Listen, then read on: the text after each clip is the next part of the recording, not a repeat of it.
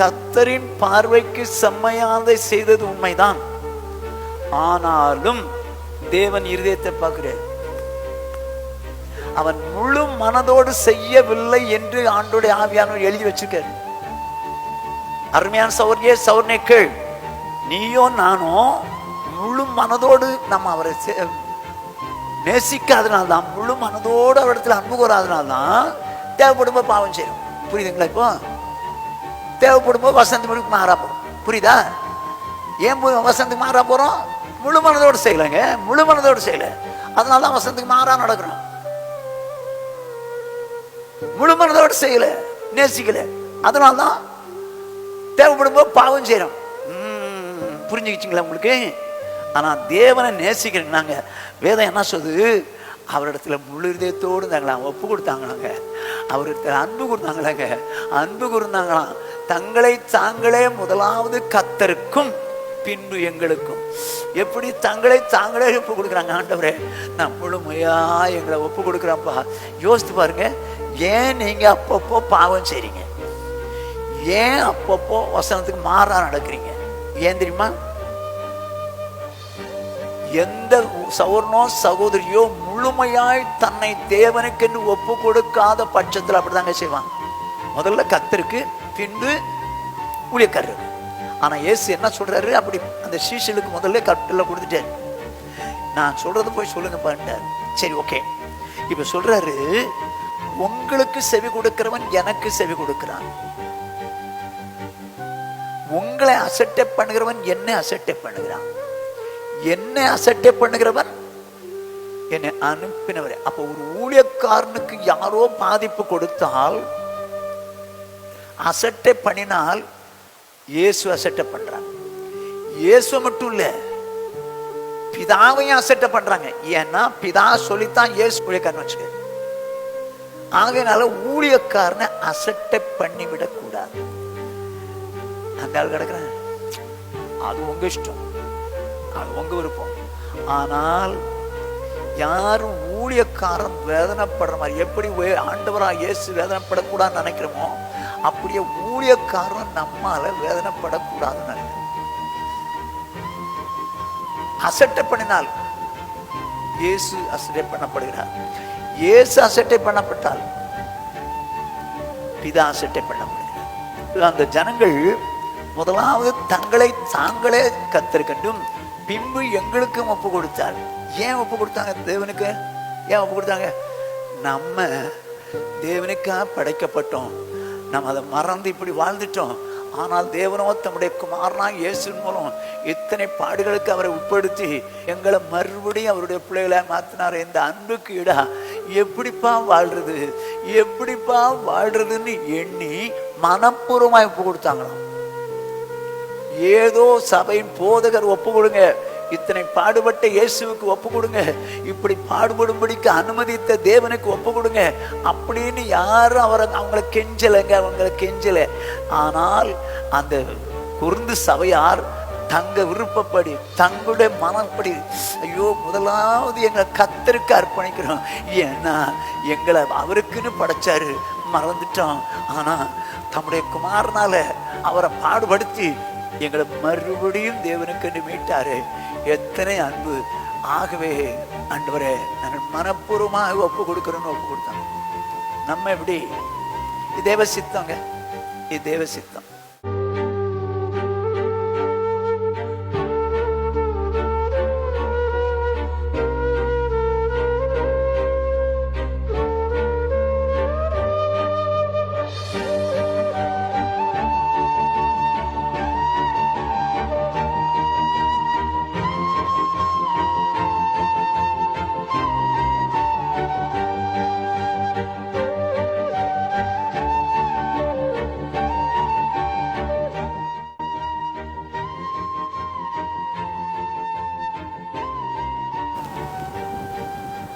கர்த்தருக்கு மகிமை உண்டாகட்டும். கண்களை மூடி கர்த்தரை நோக்கி பார்ப்போம். எங்களை நேசிக்கிற எங்கள் மகா பரிசுத்தமுள்ள எங்கள் பரலோக பிதாவே, உம்முடைய பரிசுத்தமுள்ள நாமத்தை வாழ்த்தி ஸ்தோத்திரிக்கிறோம். கிருபை இரக்கமுள்ள தேவனே ஸ்தோத்திரிக்கிறோம். தகப்பனே, இம்மட்டும் நாங்கள் பாடி துதிக்க உதவி செய்தீர். இப்பொழுதும் உம்முடைய வார்த்தைகளை தியானிக்கும் போது அவைகளை கற்றுக்கொள்ள உணர்வுதாரும், வாழ கிருபைதாரும். இயேசு கிறிஸ்துவின் இன்ப நாமத்தில் பிதாவே, ஆமென். கர்த்தருக்கு மகிமை உண்டாகட்டும். நாம் நீதிமான் என்கிற தலைப்பின் கீழே 52 வாரங்களாக பார்த்தோம். இந்த உலகத்தில் நீதிமான் என்று யாருமே கிடையாது. எல்லாரும் பாவம் செய்து ஏகமாய் கெட்டு போனார்கள். ஒருத்தரும் நீதிமான் கிடையாது. ஆனால் தேவன் நம்மை ரட்சிக்க வேண்டும், நம்மை நீதிமானாக்க வேண்டும் என்று எண்ணி தேவன் தம்முடைய சொந்த குமாரனாக இயேசு கிறிஸ்துவை பலியாக்கினார். அவரோ நம்முடைய பாவங்களுக்காக அடிக்கப்பட்டு இரத்தம் சிந்தி மரித்து 3ஆம் நாள் உயிரோடு எழுப்பினார். வேதம் என்ன சொல்றது? ரோமருக்கு நிறுவம் 3வது அதிகாரம் 10வது வசனம். அந்தபடியே நீதிமான் ஒருவனாகிலும் இல்லை, நீதிமான் ஒருவனாகிலும் இல்லை என்று வேதம் சொல்கிறது. இந்த உலகத்தில் நீதிமான் என்று சொல்லக்கூடிய அளவிற்கு ஒருத்தருமே கிடையாது. ஆனால் தேவன் நம்மை நீதிமான் ஆக்க வேண்டும் என்பதற்காக தம்முடைய சொந்த குமாரனை நமக்காக பலியாக்கினார். அவர் நமக்காக அடிக்கப்பட்டார், இரத்தம் சிந்தினார், மரித்தார், 3ஆம் நாள் உயிரோடு எழுப்பினார். நம்முடைய பாவங்களுக்காக அவர் இரத்தம் சிந்தினார். வேதம் சொல்கிறது, ரோமருக்கு நிருபம் 5வது அதிகாரம் 9வது வசனம். இப்படி நாம் அவருடைய இரத்தத்தினாலே நீதிமான்கள் ஆக்கப்பட்டிருக்க, இப்படி அவருடைய இரத்தத்தினாலே நாம் நீதிமான்கள் ஆக்கப்பட்டிருக்க என்று வேதம் சொல்கிறது. அப்படியானால் நாம் இயேசு கிறிஸ்துவின் இரத்தத்தினாலே நீதிமான்கள் ஆக்கப்பட்டோம். வேதம் அப்படித்தான் சொல்லுது. அப்போ யார் ஒருவர் மனம் திரும்பி இயேசுவே எனக்காக பலியானீரே, இரத்தம் சிந்தினீரே, மரித்தீரே என்று சொல்லி எண்ணி நம்முடைய பாவங்களை அறிக்கையிடுகிறார்களோ அவர்களை பாவங்களை இயேசு தன்னுடைய இரத்தத்தினால் கழுவி சுத்தமாக்குகிறார். ஆகவே வேதம் சொல்லுது, நாம் அவருடைய இரத்தத்தினால் நீதிமான்களாக்கப்படுகிறோம் என்று சொல்லி. அதோடு முடியவில்லை. வேதம் என்ன சொல்? தீத்துவின் புஸ்தகம் 3வது அதிகாரம் 6வது வசனம். தமது கிருபையினாலே நாம் நீதிமான்கள் ஆக்கப்பட்டு, தமது கிருபையினாலே நாம் நீதிமான்கள் ஆக்கப்பட்டோம் என்று எழுதுகிறது. வேதம் சொல்ல கவனிங்க, நாம் நம்முடைய கிரியையினால் அல்ல, தமது கிருபையினாலே நீதிமான்கள் ஆக்கப்பட்டோம். நம்முடைய கிரியைகளினால் அல்ல, நம்முடைய நல்ல கிரியைகளினால் அல்ல, அவருடைய கிருபையினாலே நீதிமான்களாக்கப்பட்டோம். எப்படி என்று வேதம் சொல்கிறது? 5வது வசனம். நாம் செய்த நீதியின் கிளை நிமித்தம் அவர் நம்மை ரட்சியாமல் தமது இரக்கத்தின்படியே மறுஜென்மம் முழுக்கினாலும் பரிசுத்த ஆவியுடைய புதிதாக்குதலினாலும் நம்மை ரட்சித்தார். வேதம் சொல்கிறது, நாம் செய்த நீதியின் கிரியையினால் அல்ல, அவருடைய இரக்கத்தின்படி மறுஜென்ம முழுக்கினாலும் அதே நேரத்தில் பரிசுத்தாவின் புதிதாக்கினாலும் நம்மை ரட்சித்தார். இவ்விதமாய் நாம் நீதிமான்கள் ஆக்கப்பட்டோம் என்று வேதம் சொல்லுகிறது. ஓகே, இந்த நீதிமான்களை குறித்து தான் நாம் பல வாரங்களாக தியானித்து வருகிறோம். அப்படி தியானிக்கும் போது, அதாவது கடந்த வாரத்தில் எபிரேயருக்கு நிருபம் 12வது அதிகாரம் 22லிருந்து 24 வரைக்கும் தியானித்தோம். நீங்களோ சீயோன் மலையிடத்திற்கும் ஜீவனுள்ள தேவனுடைய நகரமாகிய பரம எருசலேமின் இடத்திற்கும் 1000-10,000 தேவதூதரிடத்திற்கும் பரலோகத்தில் பேர் எழுதியிருக்கிற முதற் பேரானொழி சர்வ சங்கமாகிய சபையினிடத்திற்கும் யாவருக்கும் நியாயாதிபதியாகிய தேவனிடத்திற்கும் பூரணராக்கப்பட்ட நீதிமானுடைய ஆவிகளிடத்திற்கும் புது உடன்படிக்கையின் மத்தியஸ்தராகிய இயேசுவினிடத்திற்கும் ஆபேலுடைய இரத்தம் பேசினதை பார்க்கிலும் நன்மையானவளை பேசுகிற இரத்தமாகிய தெளிக்கப்படும் இரத்தத்தினிடத்திற்கும் வந்து சேர்ந்தீர்கள். இது பல காரியம் போடப்பட்டிருக்கிறது. அதாவது சீயோன் மலையினிடத்திற்கு வந்து சேர்ந்தீர்கள், பரம எருசலேமினிடத்திற்கு வந்து சேர்ந்தீர்கள், அப்படிலாம் போட்டு பூரணராக்கப்பட்ட நீதிமான்களின் ஆவிகளிடத்திற்கும் வந்து சேர்ந்தீர்கள். பூரணராக்கப்பட்ட நீதிமான்கள் ஆக்கும்படி இல்லை, பூரணராக்கப்பட்ட நீதிமான்களுடைய ஆவிகளிடத்திற்கும் வந்து சேர்ந்தீர்கள். அப்போ நானோ நீங்களோ ஏன் அவங்கக்கிட்ட வந்து சேர்ந்தோம்? ஏன் அவங்ககிட்ட வந்து சேர்ந்தோம்? பூரணராக்கப்பட்ட அப்படின்னா பூரண ஆகிட்டீங்கன்னு தான் நம்மளையும் சொல்லிக்கணும். அப்படி அல்ல, அங்கே வந்து சேர்ந்துருக்கீங்க. ஏன்? நானும் நீங்களும் பூரணராக்கப்பட வேண்டும் என்று சொல்லி ஓகே, இப்போ கடந்த வாரத்தில் நம்ம அந்த தியானிச்சது என்ன? கொலோசியர் 4வது அதிகாரம் 12வது வசனம். எப்பாப்பிராவும் உங்களுக்கு வாழ்த்தல் சொல்லுகிறான். உங்களைச் சேர்ந்தவனும் கிறிஸ்துவின் ஊழியக்காரனுமாகிய இவன் நீங்கள் தேவனுக்கு சித்தமானவள் எல்லாவற்றிலும் தேறினவர்களாயும் பூரண நிச்சயம் உள்ளவர்களாயும் நிலைநிற்க வேண்டும் என்று தன் ஜெபங்களில் உங்களுக்காக எப்பொழுதும் போராடுகிறான். வேதம் சொல்றது கவனிங்க. எப்பாப்பிரா ஜெபம் பண்றான்னு சொல்றாரு. நீங்கள் தேவனுக்கு சித்தமானவர்கள் எல்லாவற்றிலும் தேறினவர்களாயும் பூரண நிச்சயம் உள்ளவர்களாயும். அப்போ நீதிமான்கள் பூரண நிச்சயம் உடையவர்களாக இருந்திருக்காங்க. எந்த விஷயத்துல? தேவனுக்கு சித்தமானவர்கள் எல்லாவற்றிலும் தேறினவர்களாக பூரண நிச்சயம் உள்ளவர்களாக இருந்திருக்கிறார். அப்படியே நானும் நீங்களும் பூரண நிச்சயம் உடையவர்களாக இருக்க வேண்டும். எந்த விஷயத்துல? தேவனுக்கு சித்தமானவர்கள் எல்லாவற்றிலும் தேறினவர்களாய் பூர்ண நிச்சயம் உடையவர்களாக இருக்கணும். எனக்கு பூர்ண நிச்சயம் இருக்குங்க அப்படிங்கிறது மட்டும் இல்லை, தேவனுக்கு சித்தமானவைகள் எது எது உண்டோ அதில் தேறி வரணும். தேறி வந்து அப்படி தேறினவர்களாக மாற்றப்பட்ட நீங்களும் நானும் அந்த பூர்ண நிச்சயத்தோடு இருக்கணும். இந்த பூர்ணராக்கப்பட்ட நீதிமான்கள் எப்படித்தான் பூர்ணராக்கப்பட்டிருக்கிறாங்க, பூர்ண நிச்சயத்தோடு இருந்திருக்கிறாங்க. அப்போ நீங்களும் நானும் தேவனுக்கு சித்தமானவர்கள் எல்லாவற்றிலும் பூர்ண நிச்சயம் உள்ளவர்களாக இருக்க வேண்டும் என்று சொல்லி தியானிச்சோம். இப்போ தேவ சித்தம் என்ன என்று சொல்லி பார்க்கும்போது எல்லாரும் ரட்சிக்கப்படும். முதலாவது எல்லாரும் ரட்சிக்கப்படவும் சத்தியத்தை அறிகிற அறிவை அடைவும் அவர் சுத்தமுள்ளவராக இருக்கிறான்னு பார்த்தோம். ரெண்டாவதாக நன்மை செய்து புத்தீனமான மனுஷனுடைய அறியாமையை அடக்குவது தேவ சித்தம் என்று சொல்லி பார்த்தோம்.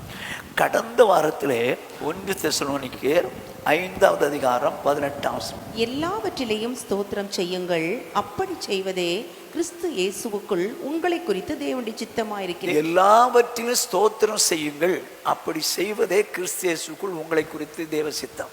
அப்ப நம்முடைய வாழ்க்கையில எந்த சூழ்நிலை வந்தாலும் சரி தேவனை ஸ்தோத்திரிக்கிறவளா இருக்க வேண்டும். ஏன்னா நம்முடைய வாழ்க்கையில நமக்கு நடக்கிறது எல்லாமே நன்மைக்கு தான். அவர் தீமை அனுமதிக்கிறது இல்லை. ஆனால் சத்ரு தீமை கொண்டு வந்தாலும் வேதம் என்ன சொல்லுறது? பின்னாட்களிலே நன்மை செய்வார் என்று சொல்லி. பின்னாட்களிலே நன்மை செய்யும்படி கொள்ளிவாய் சர்ப்பங்கள், தேள்கள், வனாந்திரமான வழி இதெல்லாம் நடத்திட்டு வருவாராம். அப்போது நமக்கு எது நடந்தாலும் நன்மைக்கு தான். ஏன்னா நமக்காக ஆவியானவர் பெருமூச்சோடு கூட நம் தேவ சித்தப்படி நமக்காக ஜெபம் பண்றார். ஆகிலும் நாம் நம்ம விருப்பப்படியெல்லாம் கேட்கும்போது அது நடக்கலைன்னு நானும் நீங்கள் முறுமுறுக்க கூடாது. ஏன்னா ஆவியானவர் தேவ சித்தப்படி நமக்காக கேட்டிருப்பார்.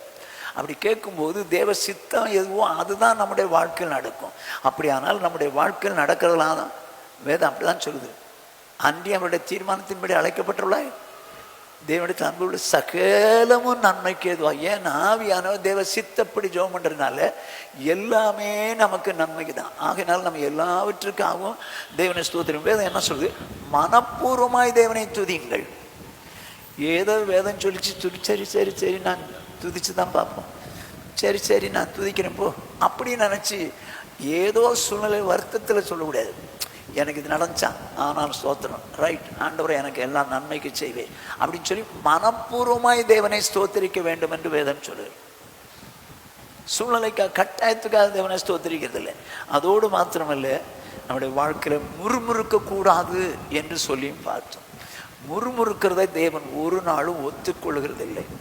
ஆகவே நீங்களும் நானும் எல்லாவற்றையும் ஸ்தோத்திரம் செய்ய வேண்டும் என்று சொல்லி கடந்த வாரத்தில் தியானிச்சோம். இந்த வாரத்தில் 2 கொரிந்தியரின் புஸ்தகம் 8வது அதிகாரம் 5வது வசனம்.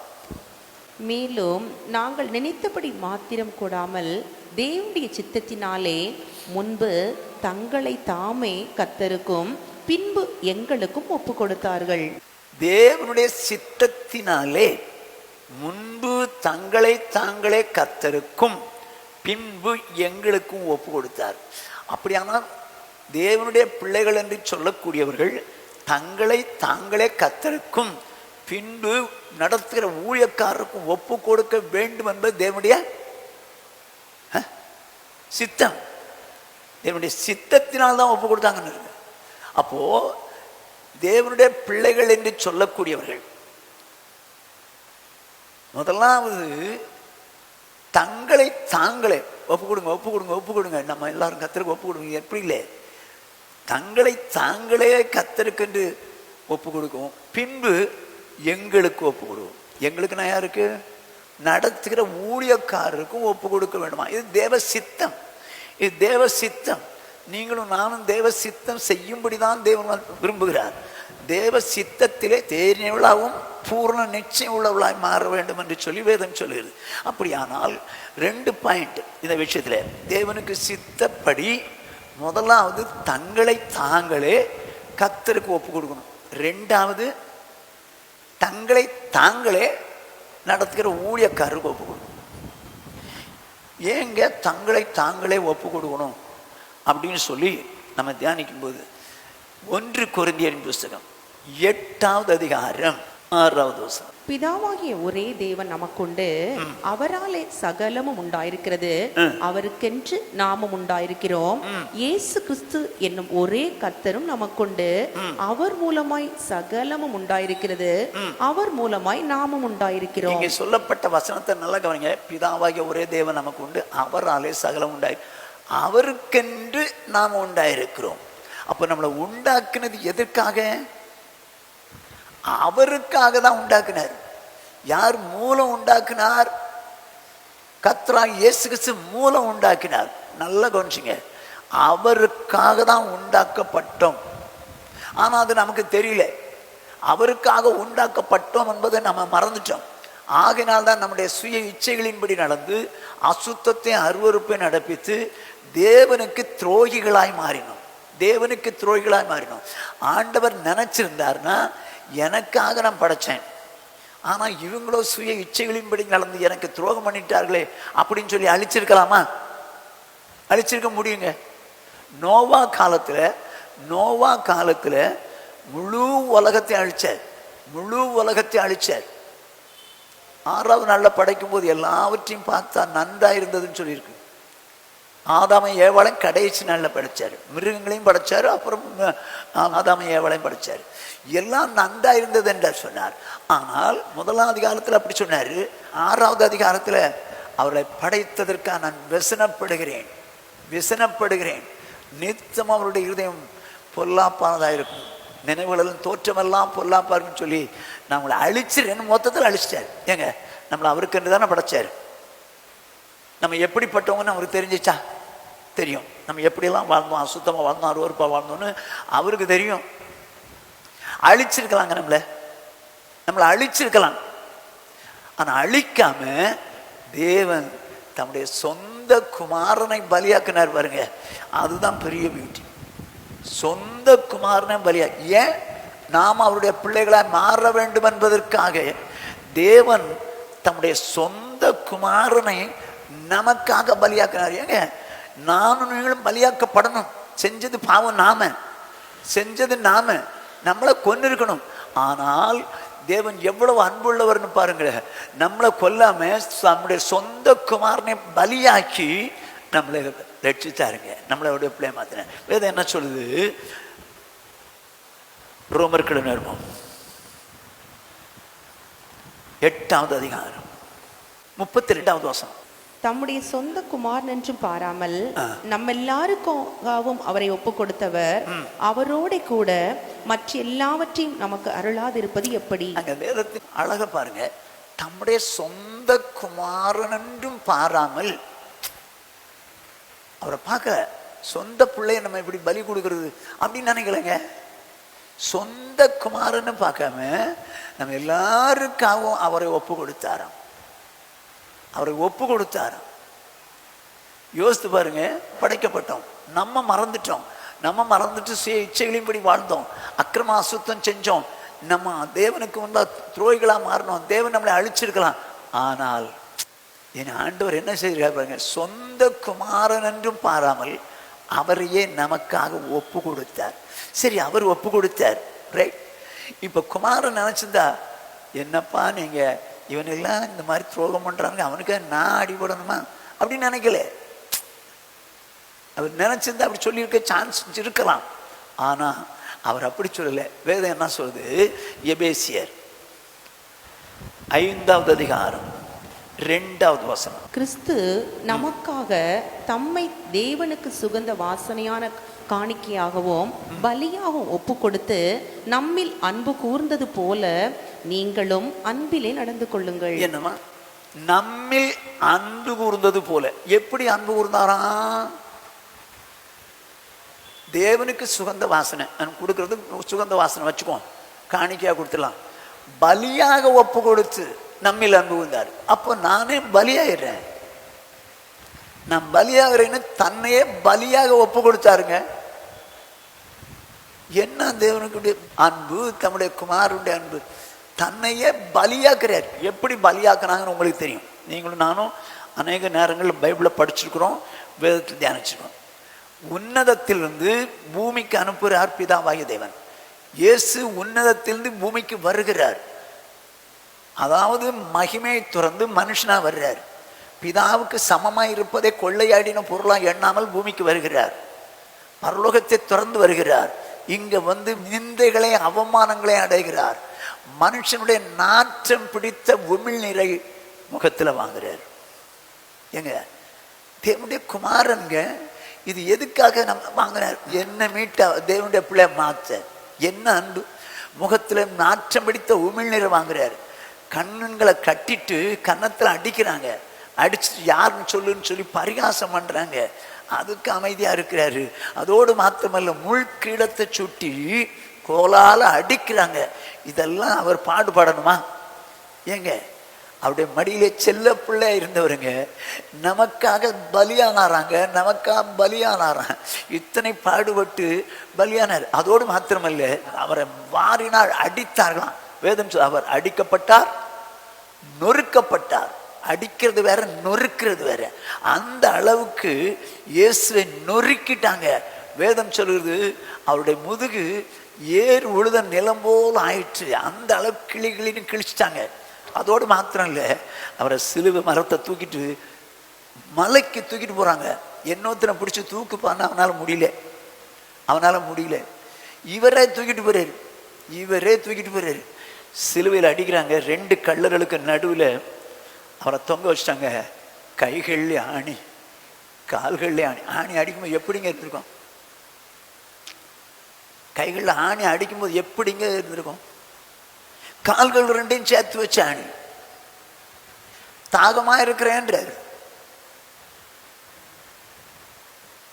ஒருத்தன் ஈட்டியை வச்சு ஒரு குத்திட்டான். விழாவிலிருந்து ரத்தமும் தண்ணியும் வருது. பிதாவாகிய தேவன் தம்முடைய முகத்தை மறைத்து கொண்டார். இயேசு சொல்கிறார், என் தேவனே ஏன் என்னை கைவிட்டீர் என்று. ஏங்க அவர் எத்தனை வேதனை இருந்தா அப்படி சொல்லியிருப்பாருங்க. பாதாளத்துக்கு போறார். ஆகவே என்னை கைவிட்டுட்டீங்களே. பிதாவாகிய தேவன் முகத்தை மறைச்சுக்கிட்டார். கைவிட்டுட்டீங்களே, என்னை இப்படி கைவிட்டுட்டீங்களே அப்படின்னு சொல்லிட்டு தேவன் தன்னுடைய ஆவியாவற்றை கொடுத்துட்டார். நான் என்ன சொல்றேன் அப்படின்னா, முகத்தை பார்க்கும்போது விரும்பத்தக்க ரூபம் இல்லையா? ஏசாயா தீர்க்கதரிசன புஸ்தகம் 52வது அதிகாரம் 14வது வசனம். மனுஷனை பார்க்கிலும் அவருடைய முகப்பார்வையும் மனுபுத்திரரை பார்க்கிலும் அவருடைய ரூபமும் இவ்வளவு அந்தக்கேடு அடைந்தபடியினாலே அவரை கண்ட அநேகர் பிரமிப்படைந்தார்கள். எங்க அவரை பார்த்தவங்க பிரமிச்சிட்டாங்களா? அவர் 1000 பேரிலும் 10000 பேரிலும் அழகுள்ளவர். ஆனா இங்க வேதம் என்ன சொல்லுது? மனுஷனை பார்க்கிலும் அவருடைய முகப்பார்வை. மனுஷன் எப்படி இருப்பான்? ஆனால் அவரை பார்த்து அவருடைய முகப்பார்வையும் மனுபுத்திரை பார்க்கலாம் அவருடைய ரூபமும் இவ்வளவு அந்த கேடு அடைஞ்சது. கிழிச்சு எடுத்துட்டாங்க. முகத்தில் அத்தனை கிழிச்சிட்டாங்க. முகமெல்லாம் கிழிக்கப்பட்ட நிலைமையில, அப்படி அவர் வேதனைப்பட்ட நிலைமையில தொங்குறார். எதுக்கு? உங்களை என்னை மீட்டு நீதிமான மாத்துறது. இப்ப என்ன செய்யலாம்? பிதாவாகிய தேவன் தம்முடைய குமாரனை கொடுத்தார். ஓகே, குமாரன் தன்னே கொடுத்தார். இந்த அன்புக்கு ஈடா நம்ம என்னங்க செய்யலாம்? வேதம் என்ன சொல்லுது பாருங்க. முதல்ல தேவன் தமக்கென்று படைத்தார். இப்ப வெளிப்படுத்தின விசேஷம் 5வது அதிகாரம் 9வது வசனம். தேவரீர் புஸ்தகத்தை வாங்கவும் அதன் முத்திரைகளை உடைக்கவும் பாத்திரராயிருக்கிறீர். ஏனெனில் நீர் அடிக்கப்பட்டு சகல கோத்திரங்களிலும் பாஷைக்காரரிலும் ஜனங்களிலும் ஜாதிகளிலும் இருந்து எங்களை தேவனுக்கென்று உம்முடைய இரத்தத்தினாலே மீட்டுக்கொண்டு. ஓகே, என்னவா? முதல்ல அவருக்கென்று படைக்கப்பட்டோம், அதை மறந்துட்டோம். ஆனா அவர் அந்த கேடு அடைந்தவராய் அவ்வளவு பாடுகளை பட்டு நம்மை மீட்டாராம், ரட்சித்தாராம். இப்ப அவருடைய இரத்தத்தினாலே மீட்கப்பட்டோம். எதுக்குன்னு மீட்டாராம்? தேவனுக்கென்று வாழ்றதுக்கு மீட்டாராம். முதல்ல தேவனுக்கென்று படைக்கப்பட்டோம், அதை மறந்துட்டோம், சுய இச்சைகளின்படி வாழ்ந்தோம். தம் பிள்ளை பலியாக்கியாவது நம்ம பிள்ளைகளை மாத்திரலாம் நினைச்சாரு. இயேசுவோ அவர் தம்மையே பலியாக்கி தேவனுக்கு நம்மளெல்லாம் பிள்ளைகளா மாத்திரணும்னு நினைச்சாரு. ஆனா நடந்தது என்ன? முதல்ல அவருக்குன்னு படைக்கப்பட்ட போது தான் நம்ம ஏமாத்திட்டோம். நம்ம சுய இச்சையின் மீது நடந்து இஷ்டத்துக்கு வாழ்ந்துட்டோம். இப்ப எப்படி, எதுக்காக ரட்சித்தாரா? இயேசு கிறிஸ்துவின் ரத்தத்தினால எதுக்காக ரட்சித்தாரா? தேவனுக்கு என்று மீட்கிறார். இப்ப நம்ம எதுக்காக வாழ்றோம்? இதெல்லாம் அறிஞ்சவன் மனப்பூர்வமா ஆண்டவருக்கு ஒப்பு கொடுப்பாங்க. அதனால்தான் அங்க வாசிச்சோம் கொரிந்தியர்ல, அந்த ஜனங்கள் முதலாவது தங்களை தாங்களே தேவனுக்கு கர்த்தருக்கென்றும் பின்பு எங்களுக்கும் ஒப்பு கொடுத்தார். ஏன் ஒப்பு கொடுத்தாங்க தேவனுக்கு? ஏன் ஒப்பு கொடுத்தாங்க? நம்ம தேவனுக்காக படைக்கப்பட்டோம், நம்ம அதை மறந்து இப்படி வாழ்ந்துட்டோம். ஆனால் தேவனோ தம்முடைய குமாரனா இயேசுவின் மூலம் இத்தனை பாடுகளுக்கு அவரை உட்படுத்தி எங்களை மறுபடியும் அவருடைய பிள்ளைகளை மாத்தினார். இந்த அன்புக்கு இடா எப்படிப்பா வாழ்றது, எப்படிப்பா வாழ்றதுன்னு எண்ணி மனப்பூர்வமாக ஒப்பு கொடுத்தாங்களாம். ஏதோ சபையின் போதகர் ஒப்பு கொடுங்க, இத்தனை பாடுபட்ட இயேசுவுக்கு ஒப்பு கொடுங்க, இப்படி பாடுபடும்படிக்கு அனுமதித்த தேவனுக்கு ஒப்பு கொடுங்க அப்படின்னு யாரும் அவங்களை கெஞ்சலைங்க, அவங்களை கெஞ்சலை. ஆனால் அந்த குருந்து சபையார் தங்க விருப்பப்படி தங்களுடைய மனப்படி, ஐயோ முதலாவது எங்களை கர்த்தருக்கு அர்ப்பணிக்கிறோம், ஏன்னா எங்களை அவருக்குன்னு படைச்சாரு, மறந்துட்டோம். ஆனா தம்முடைய குமாரனால அவரை பாடுபடுத்தி எங்களை மறுபடியும் தேவனுக்கு மீட்டாரு. எத்தனை அன்பு! ஆகவே ஆண்டவரே நாங்கள் மனப்பூர்வமாக ஒப்பு கொடுக்கிறோன்னு ஒப்பு கொடுத்தாங்க. நம்ம எப்படி? இது தேவ சித்தங்க, இது தேவ சித்தம். எது தேவ சித்தம்? நம்மை நாமே தேவனுக்கென்று ஒப்பு கொடுக்கிறது தேவ சித்தம். தேவனை குறித்த அன்பு உள்ளவன் என்ன அவருக்குன்னு படைச்சாரு, போயிட்டேன், திரும்ப அவர் மகனை பலியாக்கி என்னை மீட்டு அவருடைய பிள்ளைய மாத்துறாரா? என்ன மாதிரி அன்புப்பா! இந்த அன்பை ருசித்து பார்த்து மனப்பூர்வமாக ஒப்பு கொடுப்பாங்க, மனப்பூர்வமாக ஒப்பு கொடுப்பாங்க. இன்னைக்கு அந்த அன்பு இல்லாதனால தாங்க மனப்பூர்வமாக ஒப்பு கொடுக்க முடியல. வேதம் என்ன சொல்லுது? தங்களை தாங்களே முதலாவது கர்த்தருக்கும். அப்போ தாங்களே தான் கொடுத்தாங்க. பவுல் சொல்லி எல்லாம் ஒப்பு கொடுங்கப்பா, இவ்வளோ அடிபட்டாரு, இவ்வளோ நொறுக்கப்பட்டாரு, ஒப்பு கொடுங்கப்பான்னு சொல்லி இந்த மாதிரி அற்புதராஜ் பேசுற மாதிரி அன்னைக்கு பேசியிருப்பாரு. ஒண்ணுமே சொல்லிய மனப்பூர்வமாக ஒப்பு கொடுத்துருக்காங்க. தங்களை தாங்களே மனப்பூர்வமாக ஒப்பு கொடுக்குறாங்க. அது மனப்பூர்வமாக ஒப்பு கொடுக்கறது என்னது? தேவ சித்தம், தேவ சித்தம். அப்போ நீங்களும் நானும் மனப்பூர்வமாக ஒப்பு கொடுக்க வேண்டும் என்பது தேவ சித்தமா இருக்கு. அந்த சித்தத்திலே தேறினவளா இருக்கணும். அப்படி தேறி பூர்ண நிச்சயத்தோடு கூட வாழணும். வேதம் சொல்கிறபடி இப்போ நாம என்ன பண்றோம்? தங்களை தாங்களே ஒப்பு கொடுக்கணும். இப்போ நீங்களா ஒப்பு கொடுக்க போறீங்களா? இல்ல நான் சொன்னதுக்காக ஒப்பு கொடுக்க போறீங்களா? வசனம் இருக்குது அதனால பார்த்தோம், அப்படியா? வேஸ்ட்டுங்க, வேஸ்ட்டுங்க. என்ன படைச்சார், போயிட்டேன், தப்பா போயிட்டேன். மறுபடியும் மகனை வச்சு பலியாக்கி அனுப்பிட்டார். இந்த அன்புக்கு நான் என்ன மனப்பூர்வமாக கொடுக்கும்?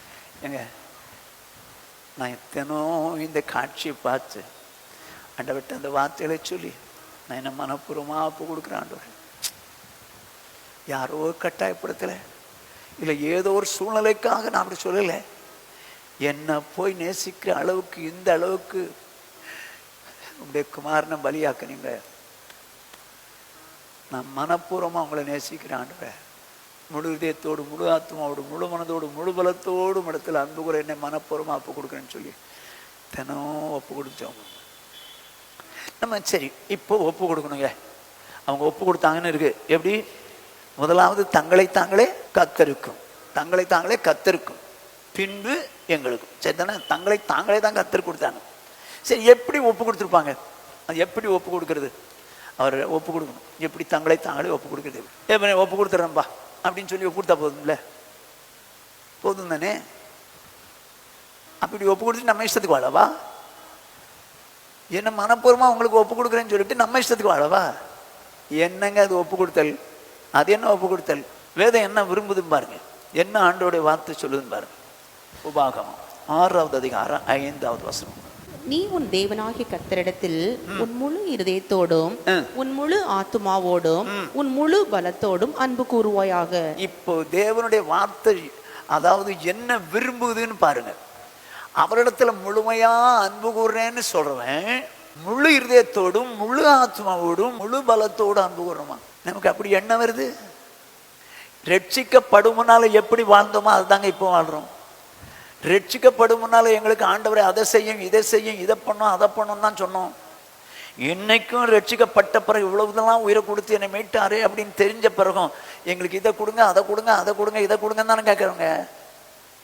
உங்க அன்புக்கு பதிலாக நான் எப்படி ஆண்டவரே வாழ்றது, எப்படி வாழணும்னு எதிர்பார்க்குது பாருங்க வேதம்.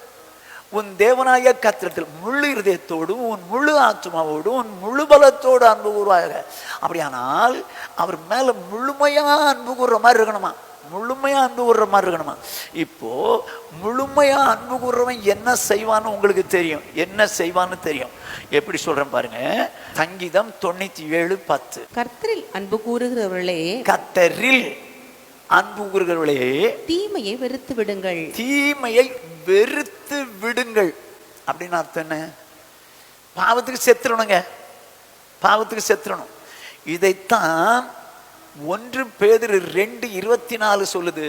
நாம் பாவங்களுக்கு செத்து நீதிக்கு பிழைத்திருக்கும்படிக்கு அவர் தாமே தமது சரீரத்திலே நம்முடைய பாவங்களை சிலுவையின் மேல் சுமந்தார், அவருடைய தழும்புகளால் குணமானீர்கள். அவருடைய சரீரத்திலே நம்முடைய பாவங்களை சிலுவை மேல் சுமந்தார், தழும்புகளால். அப்போ நம்முடைய பாவத்தை சிலுவையில சுமந்தார் 1, தழும்பு வச்சார் 2. எதுக்கு அவ்வளவு செஞ்சாராம்? நாம் பாவங்களுக்கு செத்து, பாவங்களுக்கு செத்து இயேசுக்குன்னு வாழ, நீதியாகிய இயேசுக்குன்னு வாழ. நம்ம அப்படியாங்க வாழ்றோம்? அப்படியா வாழ்றோம்? பாவத்துக்கு செத்துறணும்னு நான் நினைப்பது. நமக்கு நினைவு, தேவையற்ற நினைவு வரும்போதெல்லாம் அதை அப்படின்னு சொல்லி அருவறுத்து அந்த நினைவுக்கு சாவுறோம். பாவத்துக்கு செத்துறணும் அப்படின்னு நான் நினைவு வருதுங்க. ஆனா முழு இருதயத்தோடு, முழு ஆத்மாவோடு, முழு மனதோடு அவரிடத்துல அன்பு கூறுறவன் பாவத்துக்கு செத்துருவாங்க, செத்துருவான். முழு இருதயத்தோடு அன்பு செலுத்துறவன் என்ன செய்யணும்? ஃபர்ஸ்ட் பாயிண்ட், பாவத்துக்கு செத்துறணும். 2வது பாயிண்ட் இயேசு சொல்றாரு.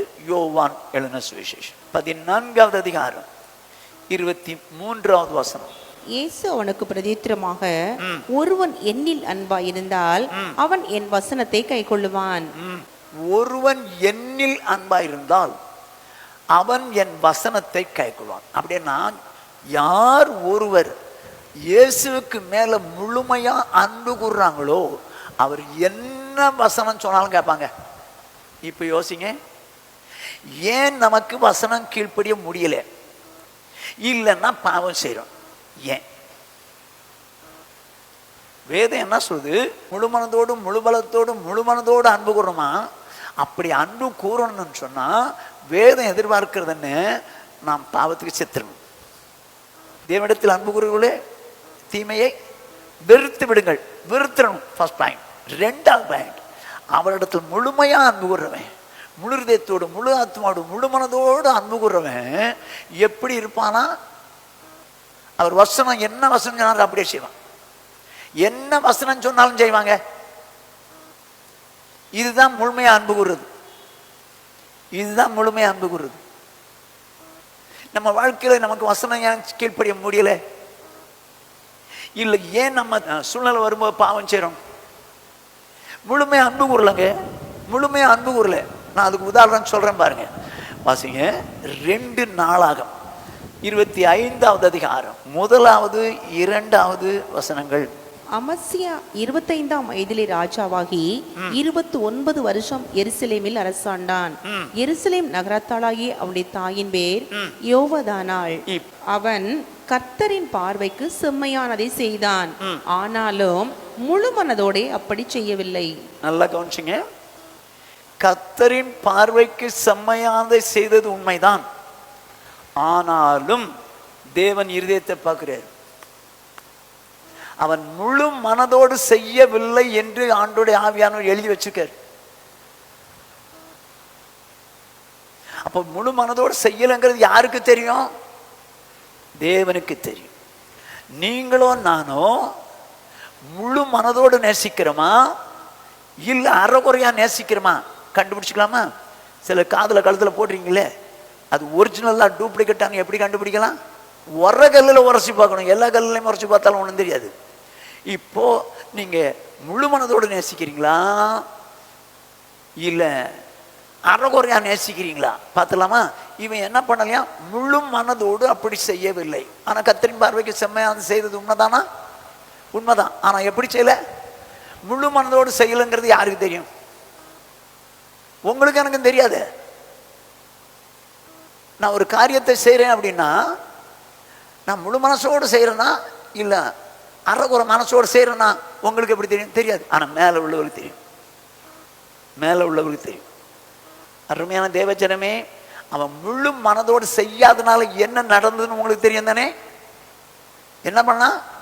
விக்கிரகத்தை கொண்டு வந்து விக்கிரக ஆராதனை பண்ணணும். ஊழியக்காரனை கொண்டு ஆண்டவர் எச்சரிக்கும் போது அவனை கொன்னுருவேன்றான். ஆண்டவருடைய வார்த்தைக்கு மீறி பாவம் செய்றான். அதே நேரத்தில் ஊழியக்காரர் சொல்ற வார்த்தையும் கேட்க மாட்டேன்றான். ஏன்? ஏன்?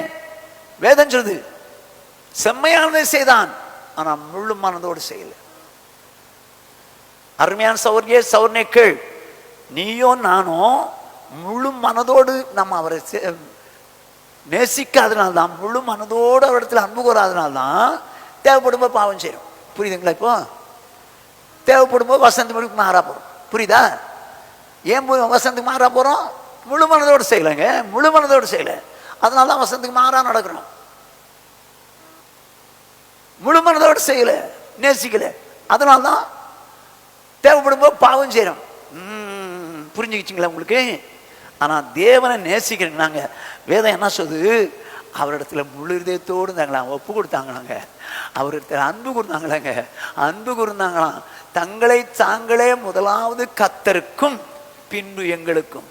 எப்படி தங்களை தாங்களே ஒப்பு கொடுக்குறாங்க? ஆண்டவரே நான் முழுமையா எங்களை ஒப்பு கொடுக்குறப்பா. யோசித்து பாருங்க, ஏன் நீங்க அப்பப்போ பாவம் செய்றீங்க? ஏன் அப்பப்போ வசனத்துக்கு மாறா நடக்கிறீங்க? ஏன் தெரியுமா? எந்த சௌர்ணோ சகோதரியோ முழுமையாய் தன்னை தேவனுக்கென்று ஒப்பு கொடுக்காத பட்சத்தில் அப்படிதாங்க செய்வான். இந்த அமத்சியா முழுமையாய் ஒப்பு கொடுக்கவில்லை, முழு மனதோடு செய்யவில்லை. ஆனா செஞ்சானா? செஞ்சானா? கரெக்டா செஞ்சது உண்மை. ஆனா எப்படி செய்யல? முழு மனதோடு செய்யல. அதனால தாங்க தப்பு பண்றான், விக்கிரக ஆராதனை பண்றான், ஊழியக்காரனுடைய வார்த்தை கேட்க மாட்டேங்கிறாங்க, அவனை கொண்டு விடுவேன்றான். அருமையான தேவஜனமே, நீங்களும் நானும் அந்த கொருந்து மட்டணத்தில் உள்ள மக்கள் செஞ்சாங்களே, எப்படி? முதலாவது தங்களை தாங்களே கர்த்தருக்கும் பின்பு எங்களுக்கும் ஒப்பு கொடுத்தாருன்ற மாதிரி.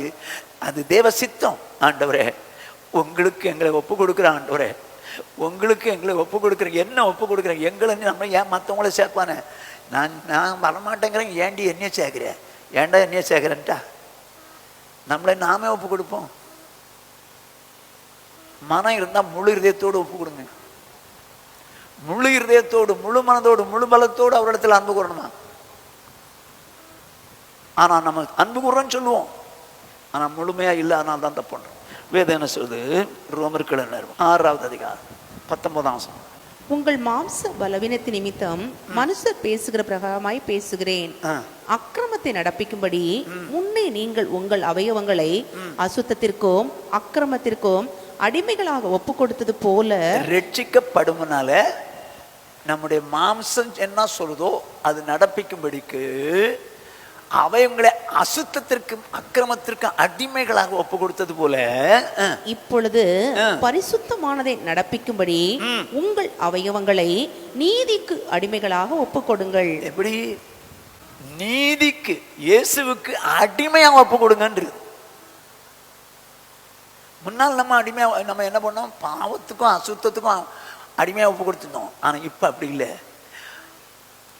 பரிசுத்தமானதை நடப்பிக்கும்படிக்கு உங்கள் அவயங்களை நீதிக்கு, இயேசுவுக்கு ஒப்பு கொடுத்துருங்கப்பா. அடிமைகளாக ஒப்பு கொடுங்க. அடிமைங்கிறவன் எப்படின்னா, வேலைக்காரன் சார் நாளைக்கு லீவு, நான் வரல. ஆனால் அடிமை ஒன்றும் செய்ய முடியாதுங்க. ஏஜமா என்ன சொல்கிறான்னு அதை அப்படியே செய்யணும். இவன் தான் அடிமை, இவன் தான் அடிமை. ஆனால் வேதம் என்ன எதிர்பார்க்குது? பரிசுத்தமானதை நடப்பிக்கும்படிக்கு உங்கள் அவயவங்களை நீதிக்கு அடிமைகளாக ஒப்பு கொடுங்க. என்ன செய்யலாம்? நீங்கள் தேவ சித்தம் செய்யணும்னு நினைக்கிறீங்களா?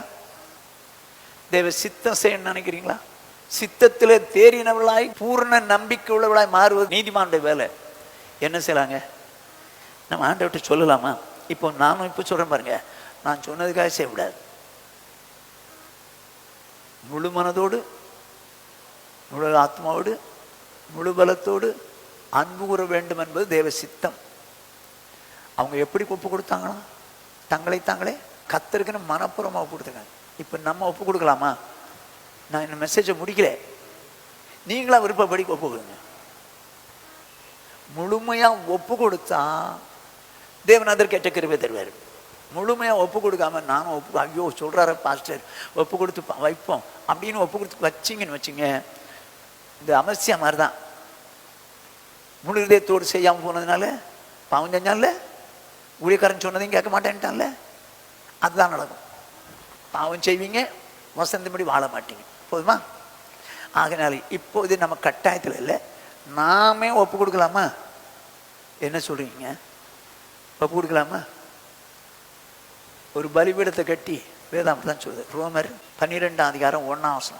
அப்படி இருக்க சகோதரரே, நீங்கள் உங்கள் சரீரங்களை பரிசுத்தமும் தேவனுக்கு பிரியமுமான ஜீவ பலியாக ஒப்பு கொடுக்க வேண்டும் என்று தேவனுடைய இரக்கங்களை முன்னிட்டு உங்களை வேண்டிக் கொள்ளுகிறேன். உங்கள் சரீரங்களை பரிசுத்தமும் தேவனுக்கு பிரியமான ஜீவ பலியாக ஒப்பு கொடுக்க வேண்டும் என்று தேவனுடைய இரக்கங்களை முன்னிட்டு உங்களை வேண்டிக்கிறேன்.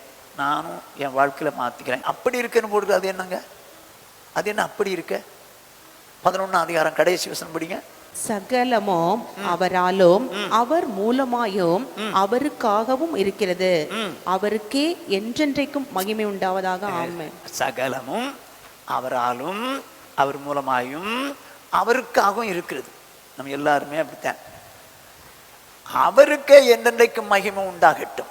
அதுக்குத்தான் என்ன செய்ய சொல்லியிருக்கு? உங்களை நீங்களே ஒப்பு கொடுங்க, பலிபீடத்தில் வச்சிருங்கன்னு சொல்லு. என்ன செய்யலாம்?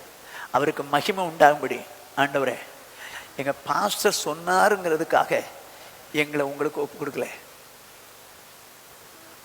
என்னை உங்களுக்குன்னு படைச்சிங்க, உங்கள் குமாரன் மூலம் படைச்சிங்க. ஆனால் நானும் துரோகம் பண்ணேன், உங்களுடைய குமாரனை பலியாக்கி என்னை மீட்டீங்க. இந்த அன்புக்கு என் தகப்பனே நான் மனப்பூர்வமாக ஒப்பு கொடுக்குறேன். ஆண்டவரே மனப்பூர்வமாக ஒப்பு கொடுக்குறேன். முதலாவது கர்த்தருக்கு, பின்பு ஊழியருக்கு ஒப்பு கொடுக்கணும். ஏன் ஏன் ஏன்?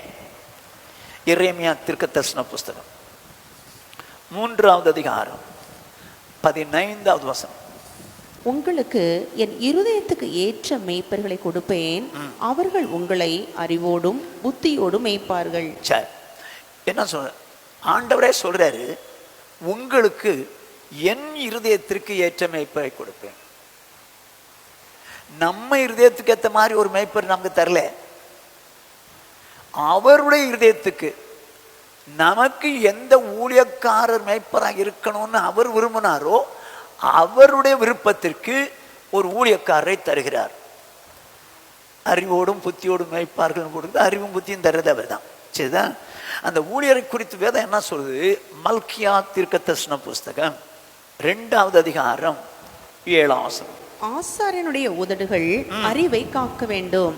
வேதத்தை அவன் வாயிலே தேடுவார்களே. அவன் சேனைகளுடைய கர்த்தரின் தூதன். அவன் சேனைகளுடைய கர்த்தரின் தூதன், அம்பாசடர். தேவனால் ஊழியக்காரன் கொடுக்கப்பட்டான் சபை மேய்ப்பதற்கு. அவன் யார்? கர்த்தருடைய தூதன், அவருடைய அம்பாசடர். நல்லா கவனிச்சிங்க. இப்போ எப்படி கர்த்தருக்கு மனப்பூர்வமாய் ஒப்பு கொடுக்கிறீர்களோ அப்படியே ஊழியக்காரருக்கும் இரண்டாவதாக ஒப்பு கொடுக்க வேண்டும். இது தேவ சித்தம். நான் என் விருப்பத்துக்கு சொல்லலைங்க. எனக்கு நீங்க கட்டாயம் கீழ்ப்படியணும், எனக்கு ஒப்பு கொடுக்கணும் நான் உங்களை விரும்பல. வேதத்தின்படி நீங்க செய்யறதா இருந்தால் செஞ்சுக்கோ. ஏன் தெரியுமா? கர்த்தர் ஊழியக்காரனை கொடுத்தார். அவன் யார்? அவருடைய தூதன், அவருடைய தூதன்.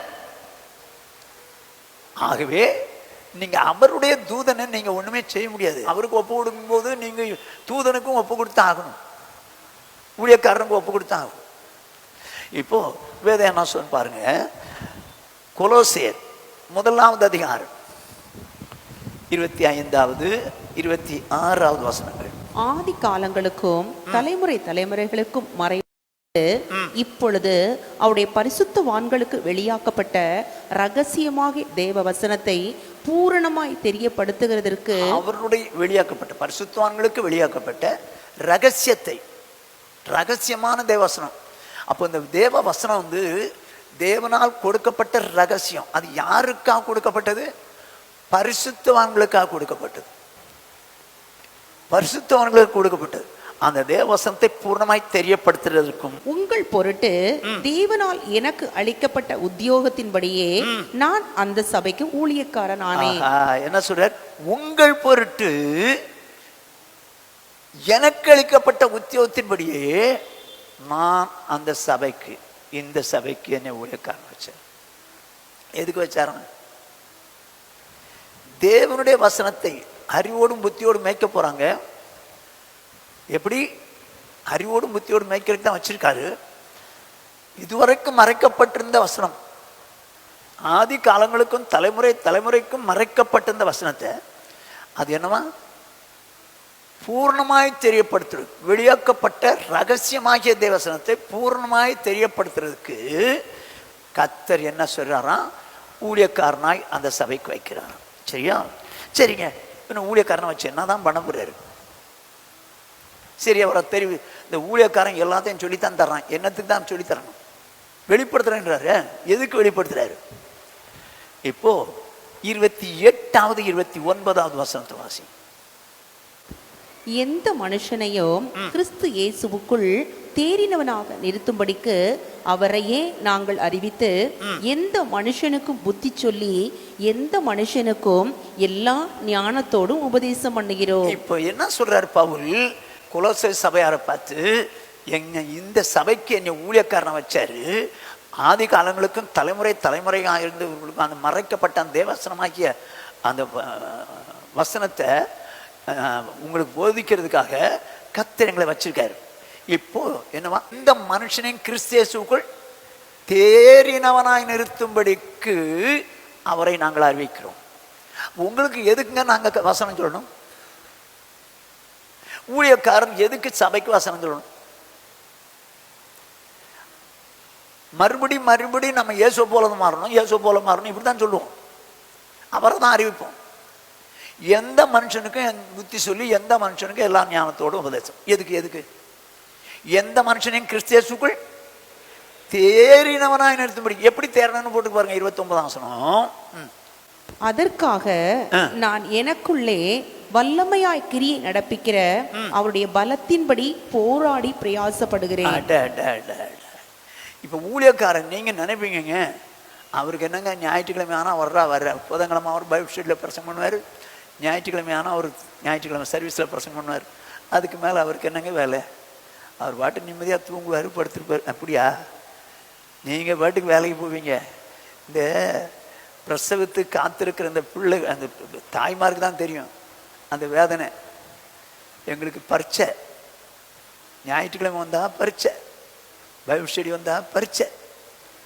நாங்கள் எவ்வளோ பாடுபட்டு வசனத்தை சேர்க்கணும், எப்படி சொல்றது, எங்கெங்க கோத்து எப்படி சொல்லணும் அப்படின்னு சொல்லி ஆண்டவர்கிட்ட போராடி கிடக்குறோம் நாங்கள். நீங்கள் நினைக்கிற மாதிரி உங்களை மாதிரிலாம் எனக்கு அவ்வளோ ஈஸியாக பிரசங்கம் பண்ண தெரியாது. ஆனால் ஆண்டவர் எப்படியோ உங்களையோ என்னையோ ஆண்டவர் நம்மளை தேறினவனா, கிறிஸ்தியேசுக்குள் தேறினவனா நிறுத்துறதுக்கு தான் கர்த்தர் என்ன செய்கிறாரு, ஊழியக்காரருக்கு இந்த வசனங்களை கொடுக்குறாரு. வசனங்களை கொடுக்குறாரு. நீங்கள் இந்த வசனங்களெல்லாம் வாசித்திருப்பீங்க, இல்லைன்னு நான் சொல்லவே இல்லை, இல்லைன்னு சொல்லலை. ஆனால் இங்கே வந்த பிறகு தான் உங்களுக்கு விளங்கும். இங்கே வந்தால் தான் விளங்கும். ஏன் அப்படி செய்ய வச்சாரு? உங்களை கிறிஸ்தியேசுக்குள் தேறினவனா இருக்கும். கிறிஸ்தியேசுக்குள் தேறினவன் எப்படி இருப்பானா? லூக்கா 6:40 இருக்கு பாருங்க. சீஷன் தன் குருவுக்கு மேற்பட்டவன் அல்ல, தேறினவன் எவனோ தன் குருவை போல் இருப்பான். ஓஹோ, என்னவா? இப்போ தேறினவன் எவனும் குருவை போல். அப்ப யாரை போல மாத்திரக்கு தான் கர்த்தர் ஊழியக்காரனை வச்சிருக்கார் சபையில? கிறிஸ்துவுக்குள் தேறினவன். தேறினவன் எப்படி இருக்கணும்? குருவை போல, இயேசுவை போல மாறணும். இங்க சபையினுடைய நோக்கமே, தேவன் என்ன ஊழியக்காரனா உங்களுக்கு மத்தியில வச்சிருக்கிறது நோக்கமே நீங்களோ நானோ இயேசுவை போல மாறணுங்கிறதுக்காக தாங்க வச்சிருக்காரு. இயேசுவை போல மாறணும். ஏதோ ஒரு கடமைக்கு ஒரு இது வசனம் சொல்லியாச்சு அப்படின்னு சொல்லி எங்க நான் தாங்க போராடிட்டு இருக்கேன். நான் என்ன ஜெபம் பண்ணுவேன்?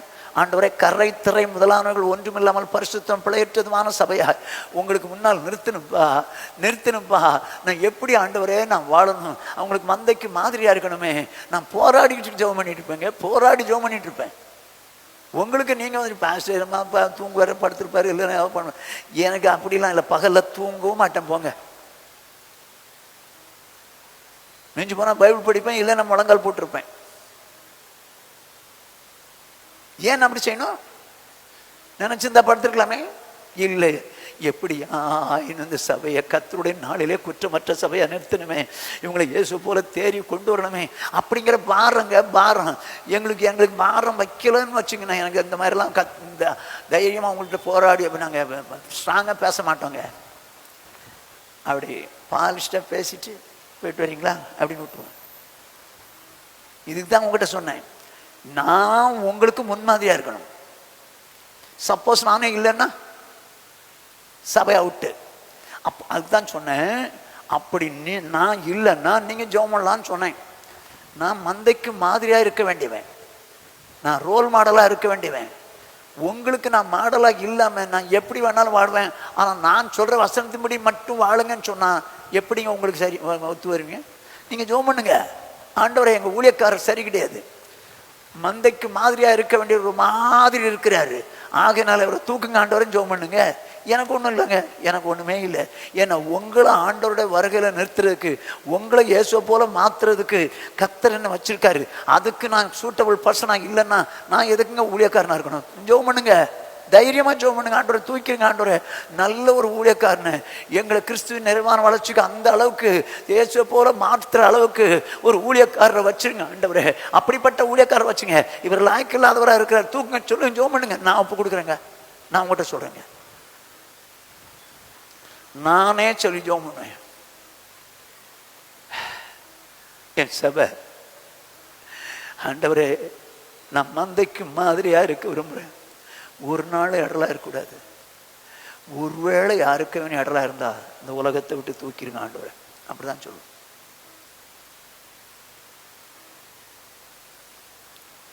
நான் என்ன சொல்றேன்னா, ஒரு ஊழியக்காரன் எதுக்காக வச்சிருக்காரு? உங்களை இயேசு போல மாற்றி தேறி கர்த்தருடைய நாளில் கொண்டு போய் நிறுத்துறதுக்கு தான் வச்சிருக்காரு. அப்போ அப்படிப்பட்டவன் யார்? ஆண்டவருடைய அம்பாசடர், தூதன். நீங்க என்ன செய்யணுமா? மனப்பூர்வமாய் தேவ சித்தங்க. ஊழியக்காரருக்கு தங்களை ஒப்பு கொடுக்கிறது தேவ சித்தம். வேதம் சொல்லுது 2 கொரிந்தியர் 11வது அதிகாரம் 2ஆம் வசனம், நான் உங்களை கற்புள்ள கன்னிகையாக கிறிஸ்து என்னும் ஒரே புருஷனுக்கு ஒப்பு கொடுக்க நியமித்தபடியால் உங்களுக்காக தேவ வைராக்கியம் கொண்டிருக்கிறேன். இப்போ கவனமா கேளுங்க. இப்போ ஒரு தாய் வயிற்றுல குழந்தை வளருது. அந்த குழந்தைய வளர்க்கணும்னா இந்த தாய் எதை சாப்பிடக்கூடாதோ அதை சாப்பிட மாட்டாங்க. இந்த குழந்தைக்கு ஆபத்து வரும்னு சொன்னா அந்த குழந்தைய எப்படி காப்பாற்றணும் அப்படிங்கிற மாதிரி எண்ணத்துல குழந்தைக்கு ஆபத்தான காரியங்கள் வர்ற சூழ்நிலை வருமானா அதுக்கு அவங்க விளைவிக்குவாங்க. இல்லை ஏதாவது சாப்பிடணும் அப்படின்னு இவங்க ஆசைப்பட்டா கூட அது குழந்தைக்கு பாதிப்பு அப்படின்னா என்ன செய்ய மாட்டாங்க? உங்களை போய் கேட்டேன் பாருங்க, கர்ப்பஸ்திரிகளை தான் கேட்கணும், சாப்பிட மாட்டாங்க.